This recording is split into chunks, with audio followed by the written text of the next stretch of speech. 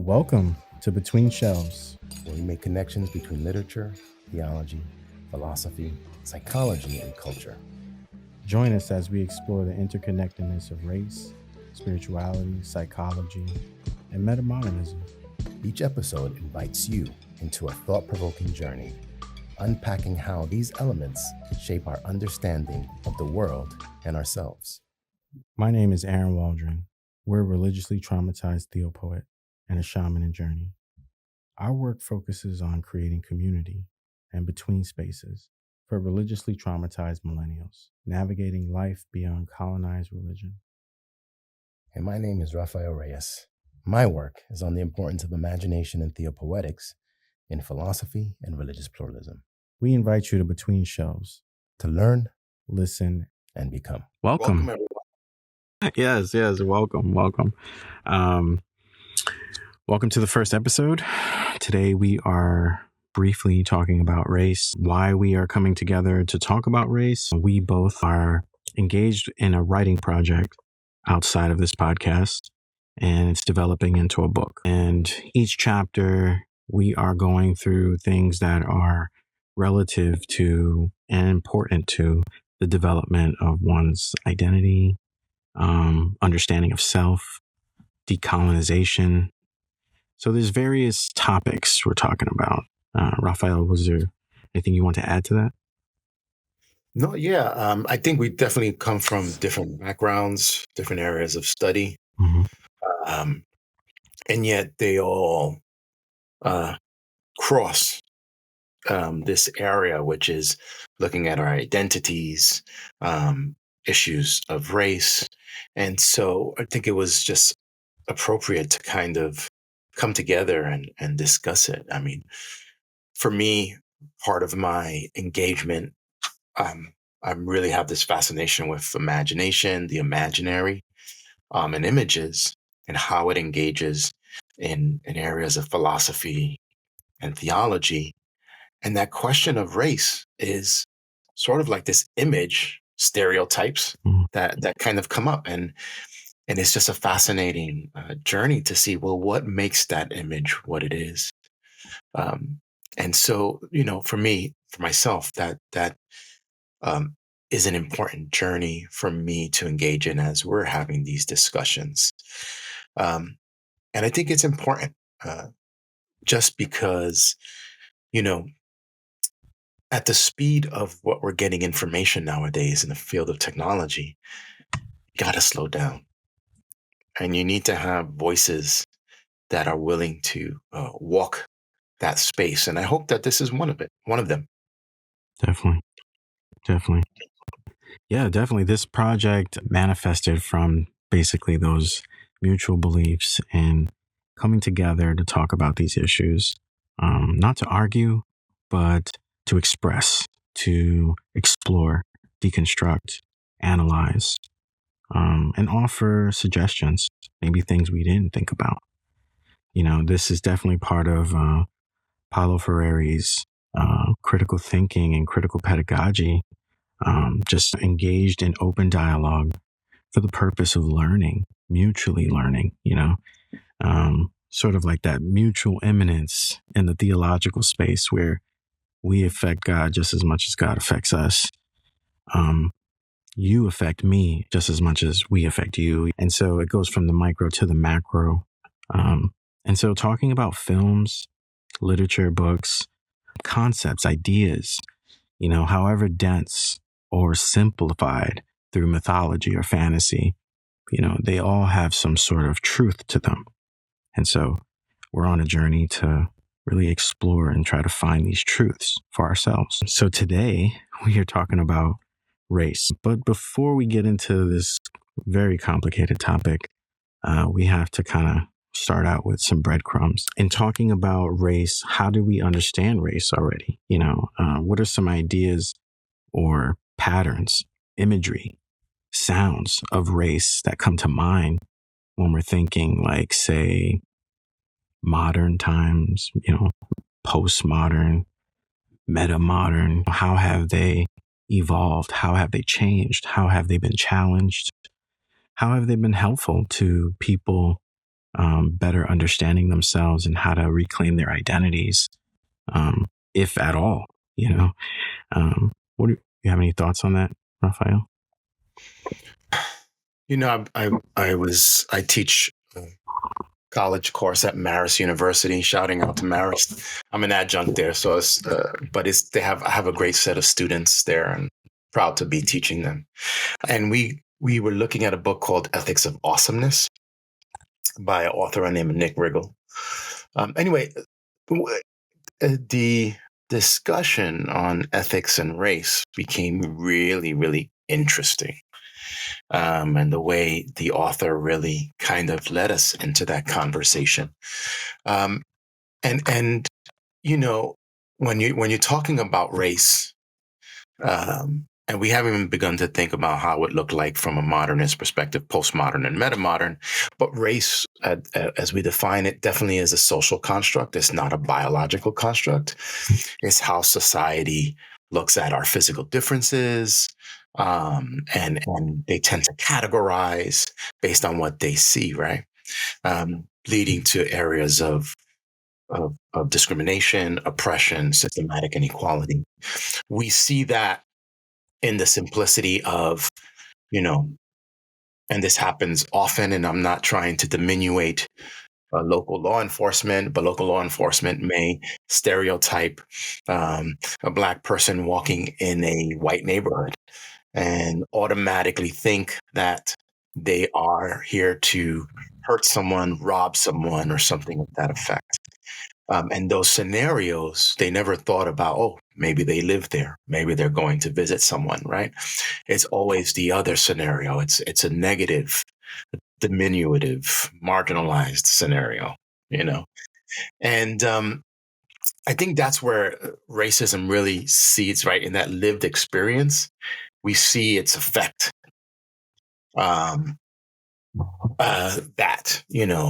Shootings, killings of our Black brothers and sisters, the lack of concern, the lack of need of education when we're looking at neighborhoods, right? What we don't tend to see are the values and the creation of those stereotypes of race and racism, which is where I think where we want to go to. And I'll pause that out. Definitely, if you want to chime in. Yeah, definitely. That's a great segue into even like one of the main methodologies being applied in the background, which would be Theopoetics, right? Which empowers everyone to approach the unapproachable, to talk about the indescribable, to even bring up the things that are, so to speak, the white elephant in the room. For so long, you can see that things have been normalized over time. And so with that becomes the narrative being, watered down and simplified to serve a specific agenda. And we can look at any path of history and you can see this. The conquerors always tell their biased version of, how it went down.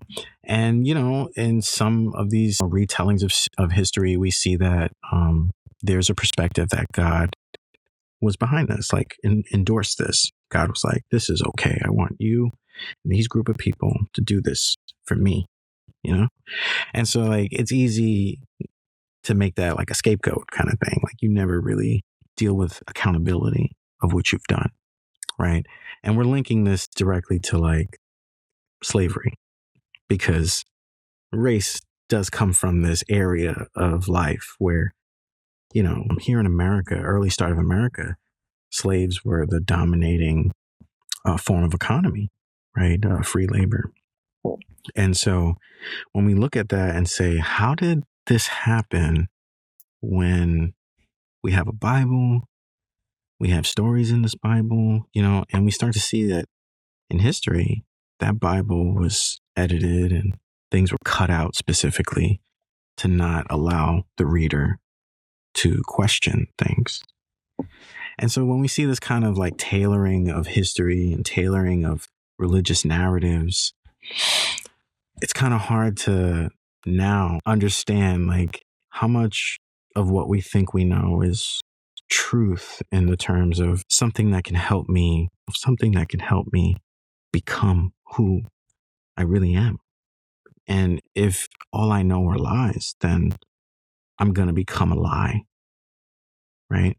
And so for me, I grew up watching films and loved films, especially the classic films, that come to mind. I think the earliest black and white film that actually had no sound for me was Birth of a Nation, 1915, directed by D.W. Griffith. This film is historically impacting. It's perceived and believed to be sort of the genesis of the Ku Klux Klan, which is a Christian organization, FYI. And this film reinforced, stereotypes, but these stereotypes were very harmful when you think about it. It caused groups of people to hate other groups of people, like to be afraid of particular groups of people based on how they look.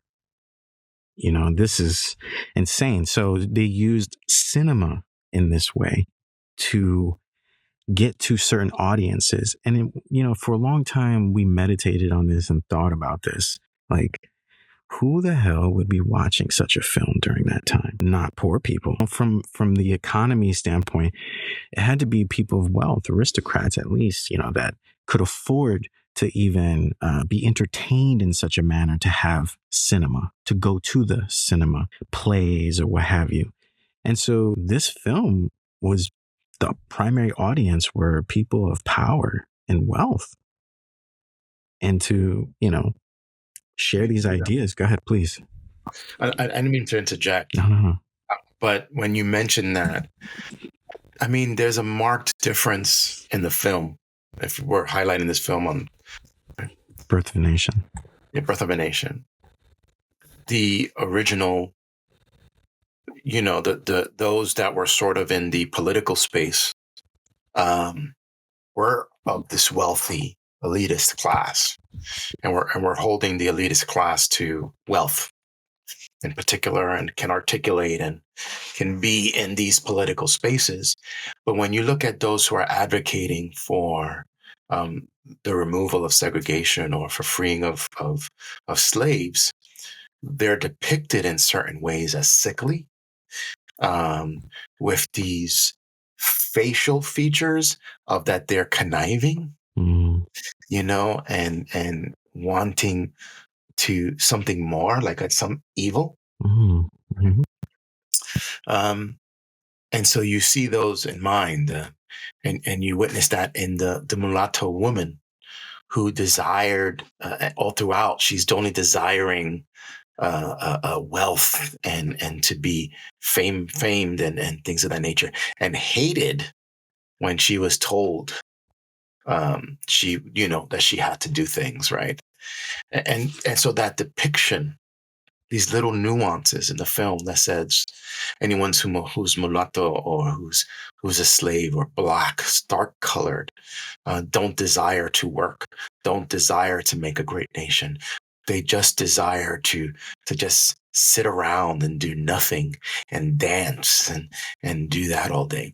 So you have these clear frameworks and lines of thinking throughout that film, because it's a silent film, right? You can't speak it, right?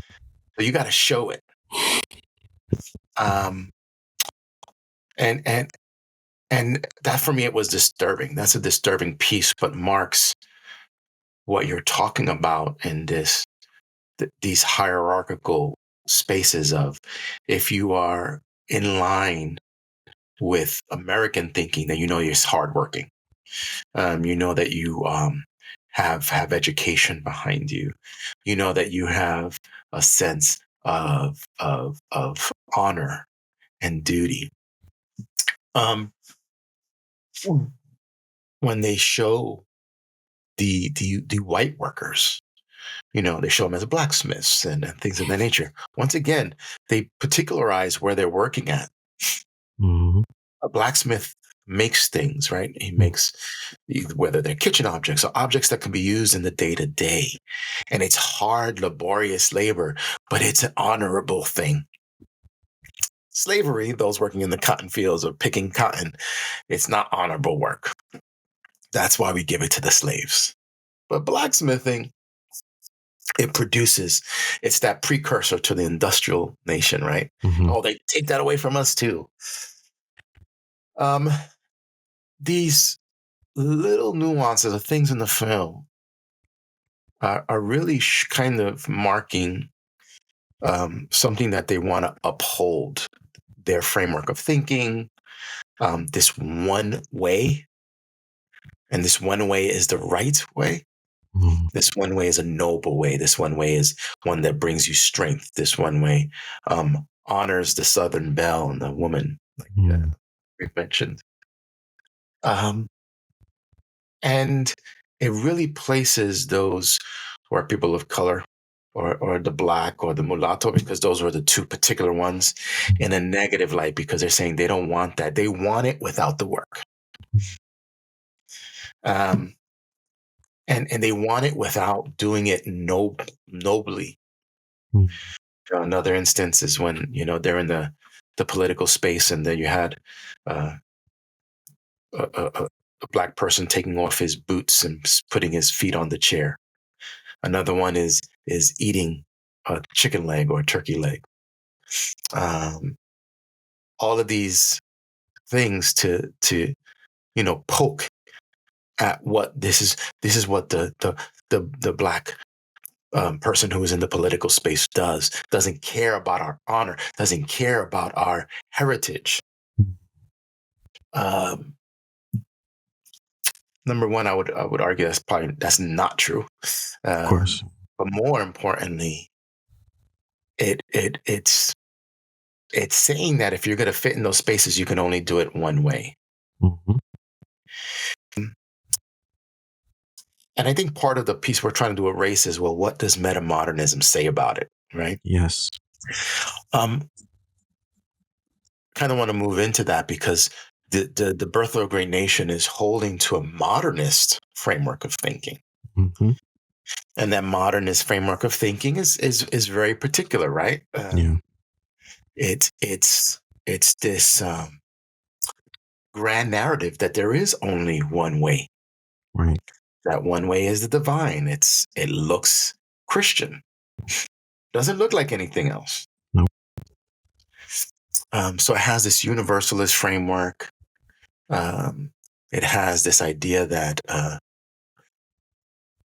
you need to be lifted up to be able to see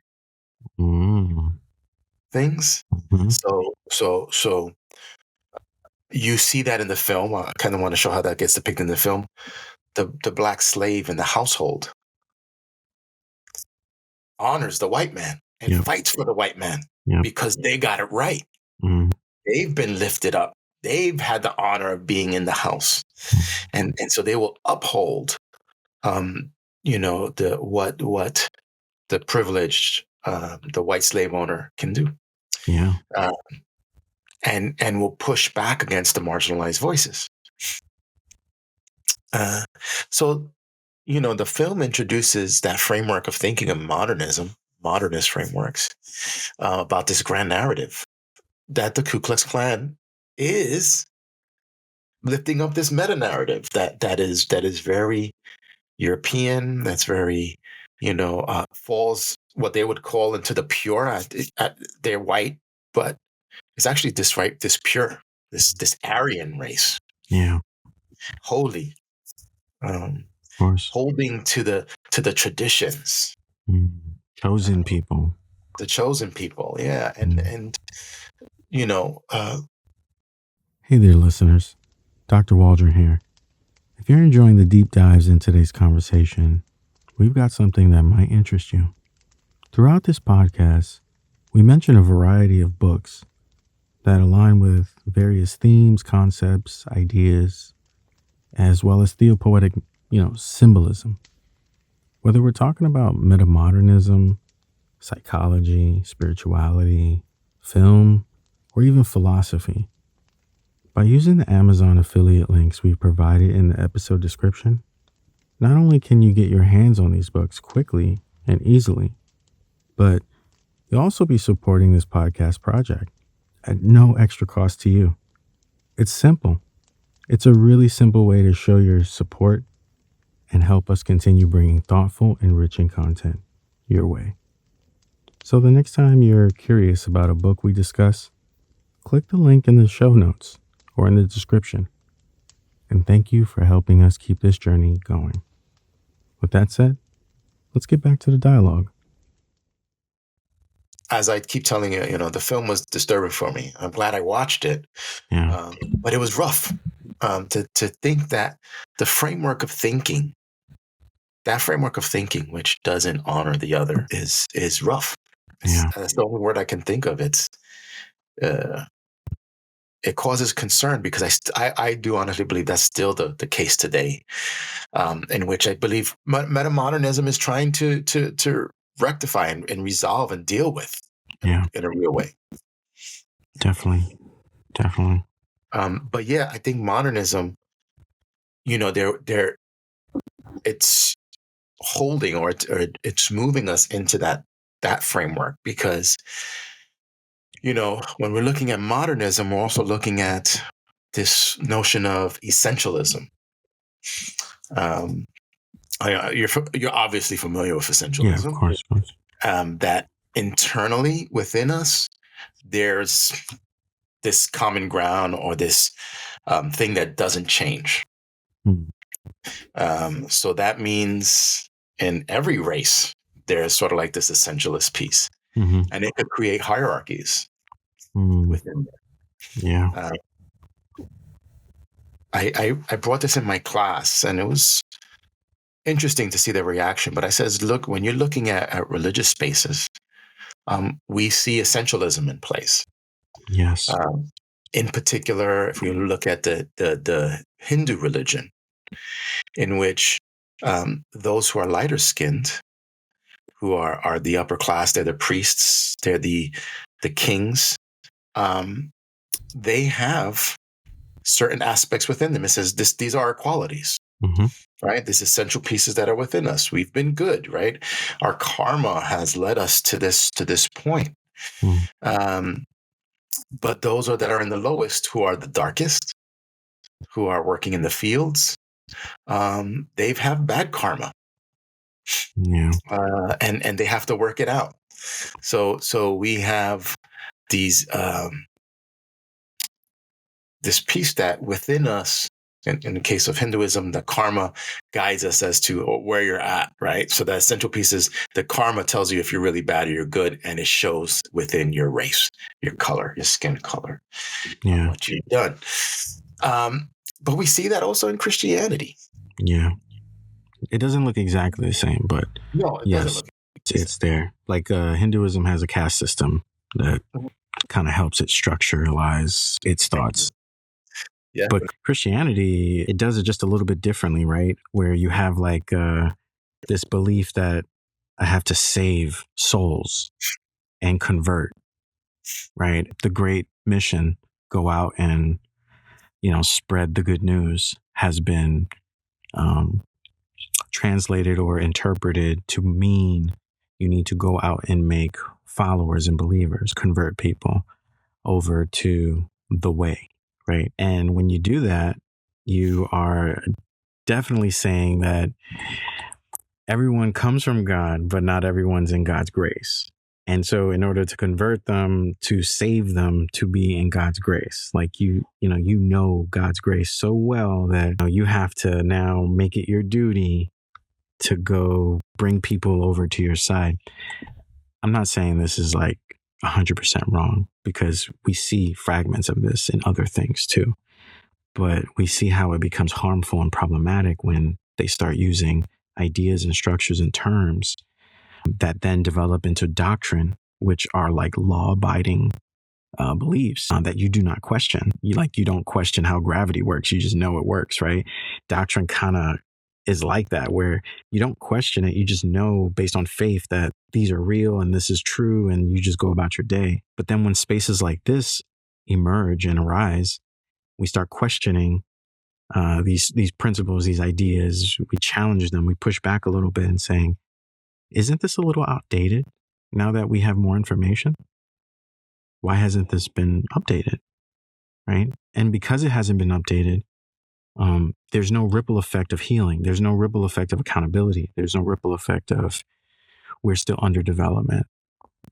Interesting enough, really quick, in my dissertation, we wrote about and talked about how theopoetically the church in America has become very constantly stable. Like it's just absolutely in one place. It shouldn't move. It shouldn't change. It shouldn't go under any development.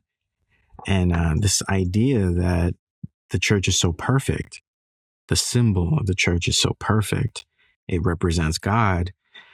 It makes us then think, is the God that I believe in or we believe in, an absolute, perfect, finite God that has no errors whatsoever? It does not change. Even though new data is being presented every moment, you mean to tell me that God just is not affected by these changes at all? Like, so just doesn't have to change with us? And so it got me thinking. I went down this whole rabbit hole of just, maybe this is not for me. Maybe we need something else that helps us understand how a living, organic, mutual eminent God is at play. Because for me, looking in the Bible and the way it's been interpreted most times, it doesn't seem like that God fits into this newfound belief structure, this more open, developing, underdevelopment process, because everything's moving. So if this thing is not moving, what do you think is going to happen? The essentialism is tricky though, right? Because go ahead. Yeah. No, you bring up something very fascinating because you're tying in sort of the evangelistic movement framework of Christianity as an essential part of its livelihood, right? Its existence. And you're right.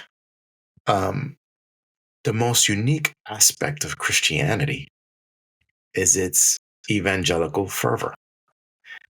Judaism didn't have it at the time.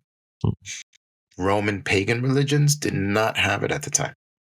Christianity, in its particularity, what makes it unique as a religious movement is their evangelistic, mission-based movement that maintains itself historically in different ways, and what makes it nuanced, right? And I would argue is what also makes it fall in line so well with Roman Empire and its evangelistic growth or its growth, right? As a framework of thinking, as it's taking over land, its growth and taking over land, that continues from Roman Empire to European Christendom, and then still permeates into the Western hemisphere of the United States and continues that type of evangelism is a key component, and I think it's one of the most destructive parts because that is where we get our problems of that requires, like the decolonization, post-colonization, where we get colonization from, right?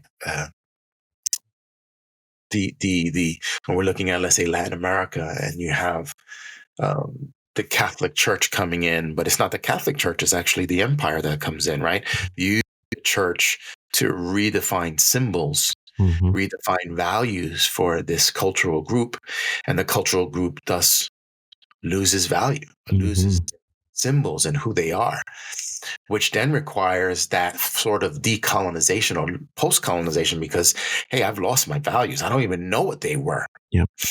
And I kind of have to say, okay, be aware of it and say, we can't do this anymore because I know this is not me. This is Spain. This is Europe. This is Turkey and whatever. So when we're looking at that, this question of essentialism, evangelicalism is essential to Christianity. That's so You don't have true. Christianity if you don't have evangelicalism. Yep. But then that creates, I'm not saying Christianity creates it, I'm just saying this question of essentialism could almost say it creates the problem of race. Yeah, I was going to say it strengthens it, right? This argument of believing race the way we do, right? Because in the 16th century, the belief of race was different, completely different. It was actually believed that it was of family, of clans, like you were of a group of people. But somehow in the 16th century, towards the end of the 16th century, we get this new symbolism, this new meaning of this reinterpretation of what race is. And then it starts including all these sub ideas. And these sub ideas were focused on biology, to prove that there is a physical, materialistic appearance difference between these group of people. Then the powers that be got scientific minds and academia to support on a larger scale that these beliefs and ideas are fact based on science. Really quick, we get in the movie with Leonardo DiCaprio, played a very powerful role in with Jamie Foxx in the movie Django, excuse me. And so in Django, there's a powerful scene where Leonardo DiCaprio's character is articulating and symbolizing in this scene what a lot of Southern Caucasian males, of higher class, aristocrat, intellect thought, that I can prove to you that we are different, that the Negro is different from us, and that we need to govern over them. And it was a very powerful, brilliant, artistic scene representing these very complex, deep issues of psychology, right? Like people thought this way and thought that a group of people were so different that they had the right. They were actually obligated in some circles to govern over these individuals, these human beings, because when you have a religion like Christianity and Judaism from Genesis that support the narrative of God gave man, Adam, the authority and power to name other animals. Like, just briefly think about that from a philosophical standpoint. The ability to name something means you know the essence of it. You know the inner workings of it. You know what it really is. That's how you give it a name. So to give that kind of governance over, the animal kingdom, that's the powerful connection there, because they consider these group of people to be of the highest point in the hierarchy of the animal kingdom, but they were still considered animals. They weren't considered to be human. They weren't even considered in, the great chain of being to be in the same section as God or angels. They were a sub tier of humans, like the missing link between apes and humans. They try to push this agenda to these group of people, and then people were just okay, like, yeah, they should be slaves. It's okay. Nothing's wrong here. It's just how it is, And so, we hope that through this short dialogue, you see, like, we're trying to piece together and help you and your imagination piece together how this complex history is woven together. It affects one another. It affects who we are today, who we think we are today. Like, these are very powerful notions and beliefs that still are in power over us when you think about it. And the only way to really break free from this power or hold is knowledge. That's why knowledge is the key. The better we understand ourselves and what has happened and where we come from and, where we're going, becomes a little bit easier. Yeah, I would agree. I mean, we're not here to marginalize religion. I think what we're trying to do is just be honest with these religious frameworks and that they do have problems with it, or there are issues within it. Does that mean that you do away with it? No, because I think it's part of the journey of what one is working through. Becoming aware of that, however, allows us to enter into these weird and eerie spaces, places of uncomfort, and maybe engage in that renewal of thinking. And I think that's where metamodernism comes in. We really haven't talked about metamodernism. We're still on modernism and its effects. I think we're traumatized by it. I think we're still dealing with it. But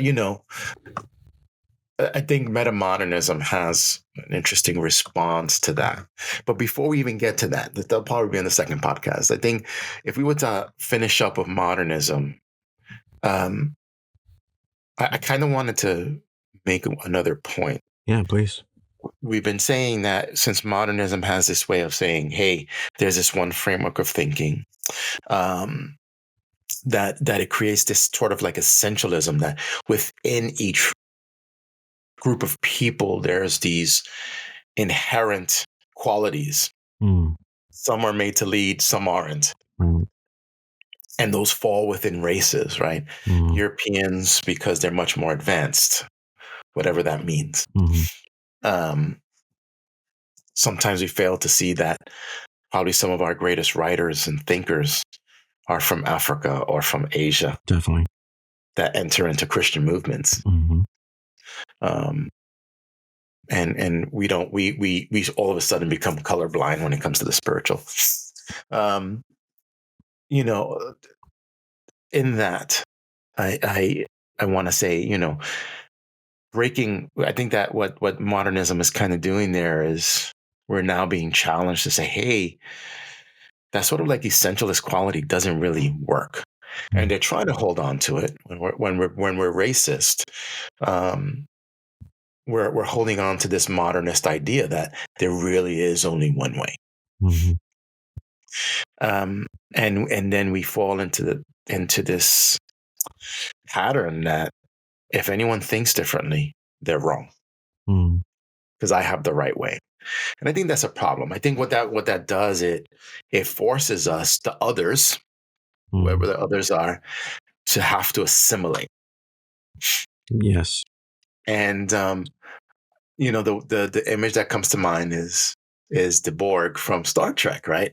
What does assimilation look like?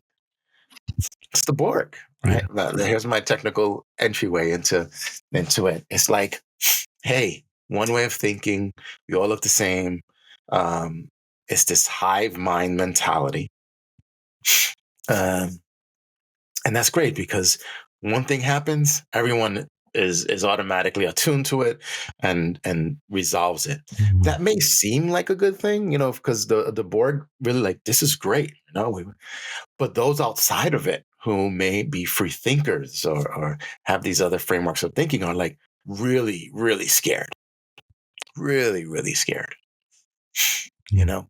I want to throw in, because it came to my mind, and I remember there's a reading in Calvin, John Calvin, and he goes, we, and I'm paraphrasing this, I'd have to look at the text, but he goes, we have to get to the point of saying that God's way is the right way.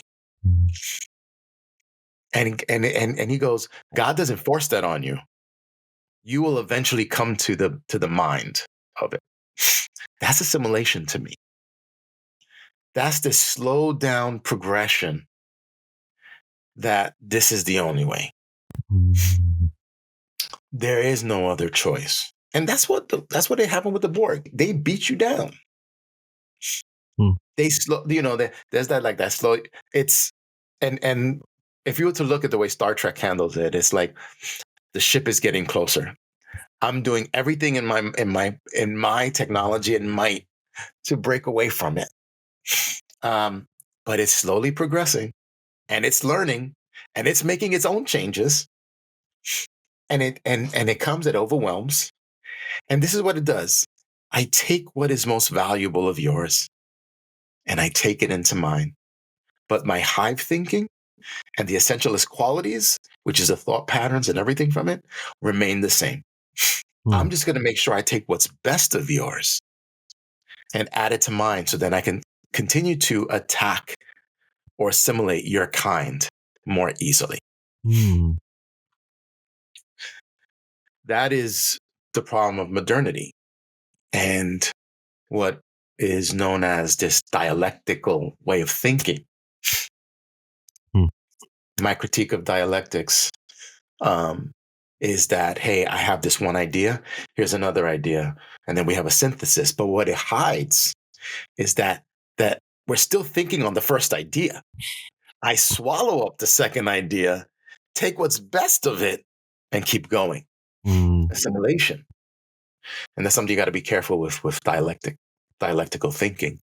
The hope is that it's more a 50-50, but that's not usually the case. It's not usually the case. So I think in modernity, we have to challenge that framework of thinking. And I think that's why it's problematic even in religious circles and why race becomes an issue for society as a whole. Because when you have this religious framework of thinking, right, which is the divine is the only way, that this framework of thinking is the only way, it's really easy to just put that and say, then certain racial groups have hierarchies because they don't know the way and we got to bring them to the way. But I will always have something over them. Always have something over them. Yeah, and that's troubling. Yeah, very. It makes me think of Columbus's diary. And this is an interesting document. It's public now, but when he came across the early Taínos, he had very specific things to say about them, that made us think. Because Columbus, no disrespect to him, but he represented theopoetically the crown, right? Of Spain, I believe, right?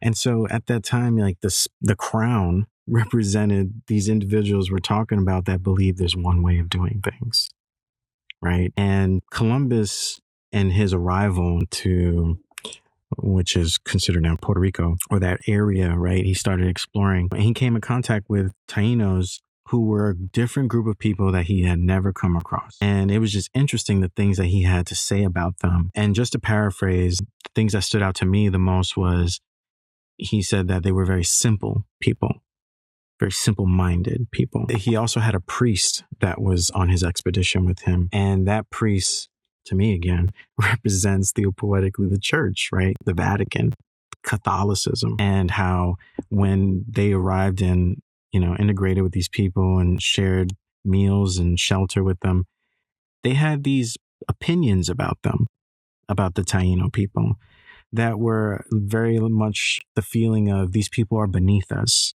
They're like 5-year-old children. They're not that smart. And we need to take care of them. Like this immediate, natural feeling that we need to make them better. We need to give them our way, and going back to what you said earlier in the discussion, completely just wiping out our beliefs, our culture, our identities, symbols, even our theology, because it wasn't even considered that they had a notion of God, that they were praising and worshiping like skulls and things of that nature. So in layman's terms, the priest and the church didn't understand spirituality in an indigenous way. So they just discarded it and said, no, this is God. And, you have to read the Bible and you have to dress a certain way. And this assimilation, yes, that is a killing of a people. We're not just talking about people taking on new ideas. We're talking about people completely being disattached from who they were. And then structures that are in power perpetuate this gap, this disconnection, never allowing us to have a moment to, go back and, preserve anything that was significant, because everything was considered insignificant and primitive and beneath and all this, And so like that, it's very horrific, to think about these things like this. in one aspect, people look at religion like Christianity and say, it saved me, it helped me, and honestly, I'm glad for them. I'm happy for them. And I'm not saying that whatever they experienced is not real. What I'm saying is, on a larger capacity, these symbols and meanings are hurting people in a way that has been manipulated through, beliefs and structures and ideas that are not our own. They're alien to us. So if anything, I'm into the sci-fi as well, and I like this whole new aspect of horror these days with fungi. Imagine fungi or some parasite gets in your body and attaches itself to your brain, and you don't even know, it's there and it's in control of you and it's living off of you and all this stuff. And I think about stuff like that, and I'm just like, that reminds me of the very thing we're talking about, right? These ideas latch themselves to our brain and our mind like a parasite, and we don't know that it's there. We don't know that something needs to be done. And so it grows like a cancer or a tumor until it becomes life-threatening. Gilles Deleuze, my mentor probably kill me because I'm saying his name wrong, calls that the image of thought, right? A thought that gets solidified to an image, so that when you hear the word, let's say, cross, this is an example, what we get is this unfolding of words, terms, concepts that just get laid out, right? This concretized image. And I think that's what you're alluding to, because when you have something that's controlling you, it's already given you the way of framework of thinking, so on and so forth, so that's how you do it. And then you just move on from there.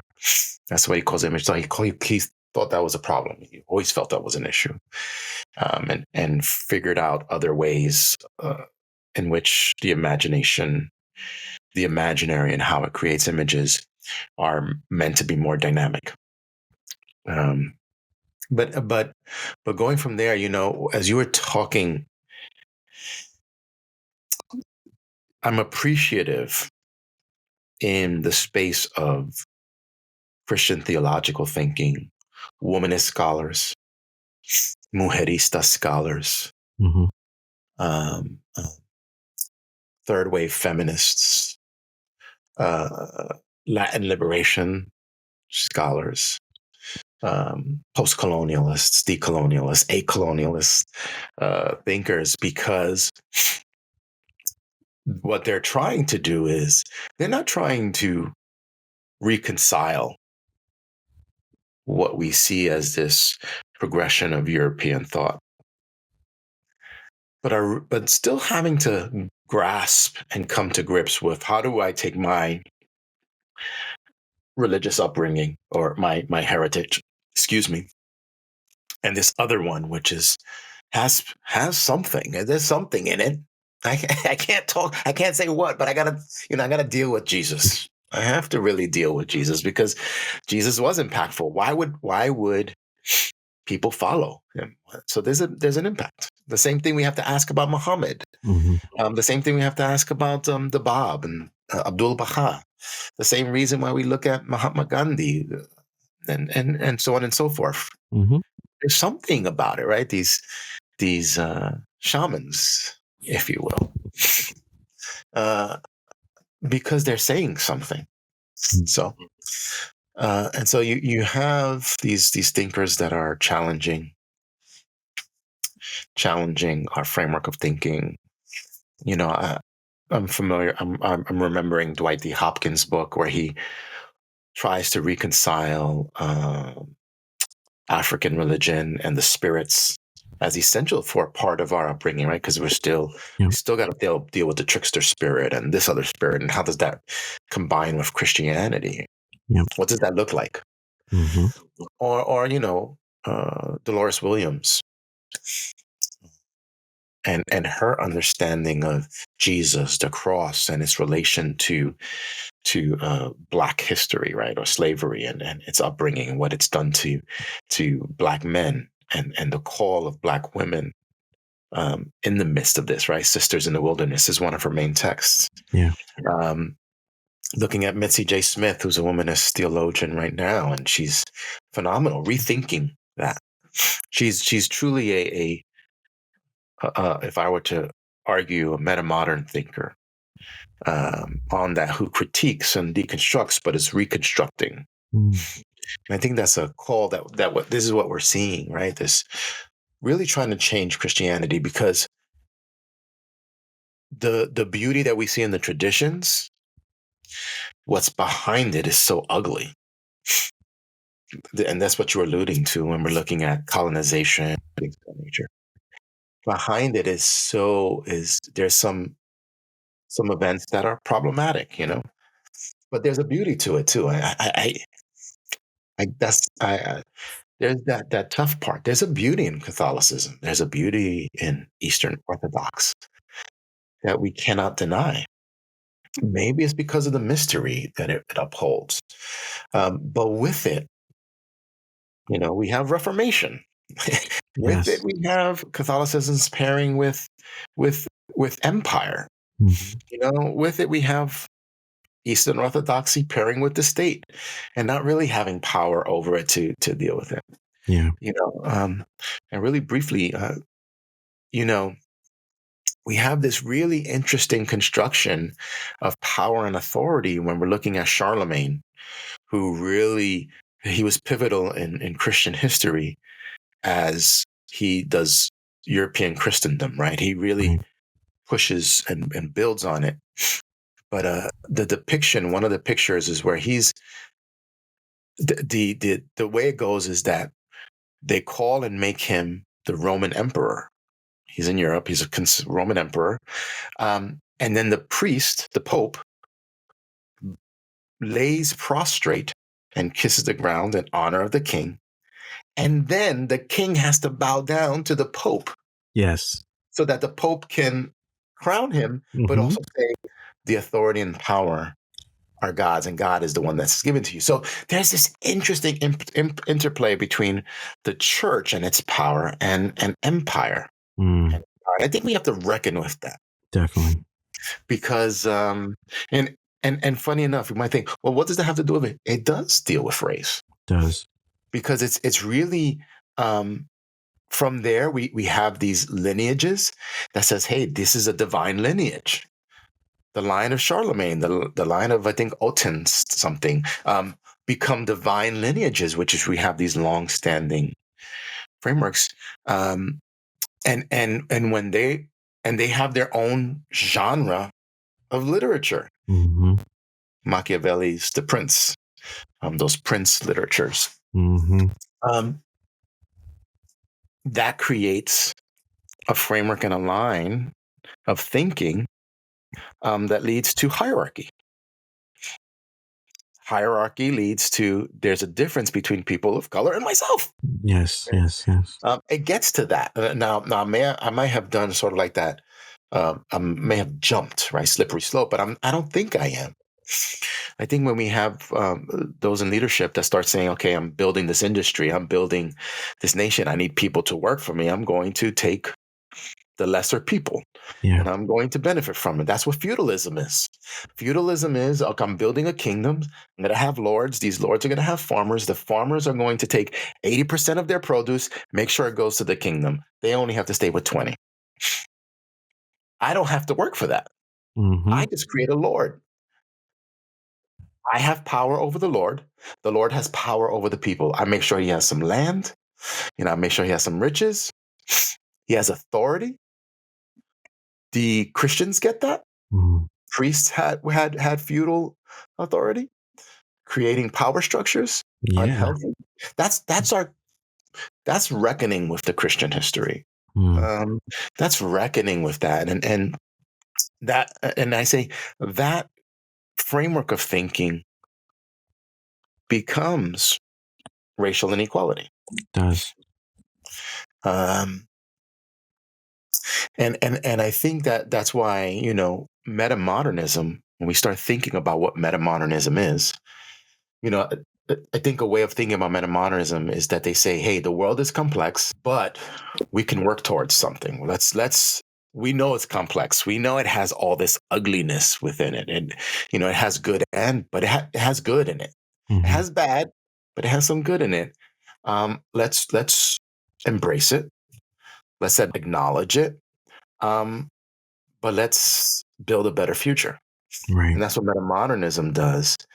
And one of its tasks is to push against this idea of a universalism, this idea of essentialism, pushing against assimilation, pushing against, in racism in particular, that there's no such thing as biological racism, that they are socially constructed. And I think that's where metamodernism is an interesting turn. It is a wokeness, if you will. Yeah, it is. It is. This has been an amazing dialogue. We have to wrap it up here. If you like what we have been talking about, you're interested in continuing this journey with us, please look forward to episode 2. If you like the content, subscribe, share, like it. If you got questions or you want to join the dialogue, hit us in the comments. We will be looking, and we're always looking to broaden our dialogue. We're not into exclusivism. We haven't made that clear already. But yeah, anything else you want to close out with? No. Well, we still have a lot to talk about. We have to talk about postmodernity. So much more. And some of what we've been writing, I only mentioned weird and eerie once, but it highlights some of the metamodern stuff. So hopefully in our next podcast, we'll talk about it. Definitely. All right. We'll see you next time. Good day, everyone.